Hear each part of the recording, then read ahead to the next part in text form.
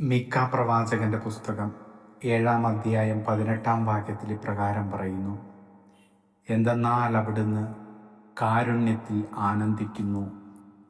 സ്നേഹമുള്ള പൊന്നുതമ്പുരാനെ, അങ്ങയുടെ കരുണ ഈ ദേവാലയത്തിൽ നിന്നും മരണമടഞ്ഞ് ശുദ്ധീകരണ സ്ഥലത്തായിരിക്കുന്ന സകല ആത്മാക്കളുടെ മേലും ഉണ്ടാകണമേ എന്ന് പ്രാർത്ഥിക്കുന്നു.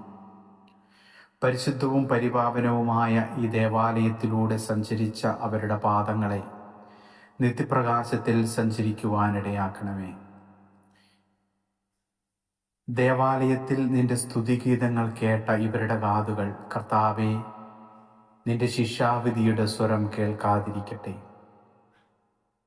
അനന്തമായ നിന്റെ കരുണ കണ്ട ഇവരുടെ കണ്ണുകൾ, കർത്താവേ, നിന്റെ മഹത്വപൂർണമായ പ്രത്യാഗമനം കാണുവാനിടയാക്കണമേ എന്ന് പ്രാർത്ഥിക്കുന്നു. ഈ ദേവാലയത്തിൽ നിന്നും മരണമടഞ്ഞ് ശുദ്ധീകരണ സ്ഥലത്തായിരിക്കുന്ന സകല ആത്മാക്കളെയും, ഇവിടെ ശുശ്രൂഷ ചെയ്ത് കടന്നുപോയ വൈദികരുടെയും സിസ്റ്റേഴ്സിൻ്റെയും ആത്മാക്കളെയും കർത്താവേ, നിന്റെ കരുണയ്ക്ക് വേണ്ടി അങ്ങയുടെ സന്നിധിയിലേക്ക് സമർപ്പിക്കുന്നു.